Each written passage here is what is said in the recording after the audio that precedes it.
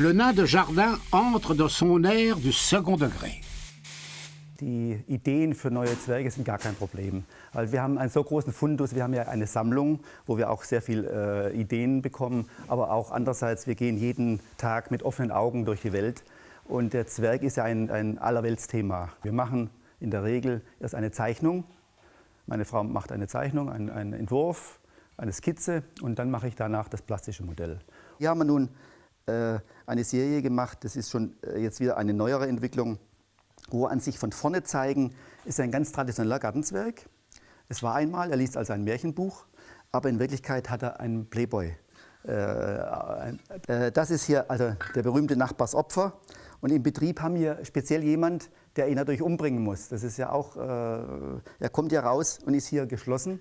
Und dann haben wir in der Rohproduktion jemand, der jetzt jeden umbringen muss. Ne? Er muss also ein Messer nehmen, muss ein Loch reinmachen. Ne? Aber inzwischen ist er so gewöhnt, er hat gar keine Angst mehr und er schreit auch nicht, er ist gleich tot. Manuell in den Rücken gestoßen. Das ist also Nachbarsopfer. Tot, tot, tot. Es gibt ja leider auch Dinge, die man berücksichtigen muss im Zwergenreich. Wenn man einen Zwerg macht, dann muss er möglichst eine Zipfelmütze haben, die aufrecht steht, ne? Also die so steht. Dann lässt er sich gut verkaufen. Wenn die Zipfelmütze abgeknickt ist, dann ist es ein Problem. Das ist negativer. Vielleicht hat es sexuelle Gründe, ich weiß es nicht.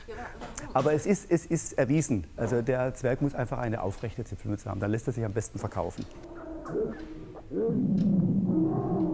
1969 bin ich in den Betrieb und habe den Betrieb übernommen und habe natürlich sofort die Gartenzwerge abgeschafft, weil ich habe sie gehasst damals. Ne?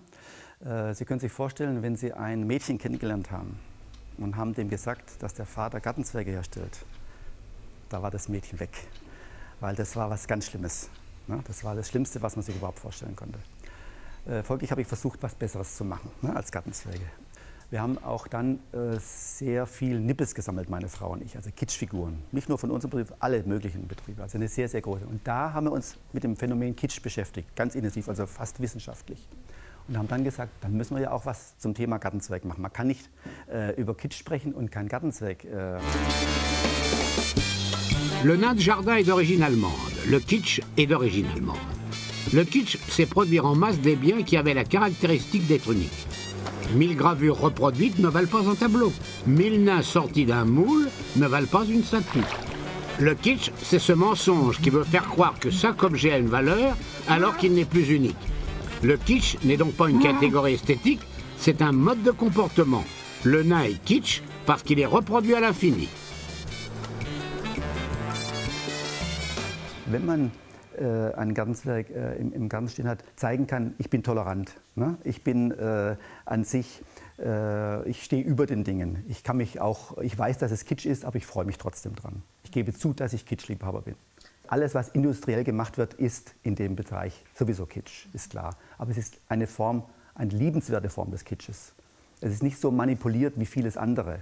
Ne? Obwohl natürlich heute ja alle Einflüsse dahin kommen. Aber der Zwerg ist ehrlicher als Kitsch, als manches andere. Er sagt eindeutig, ich bin Kitsch.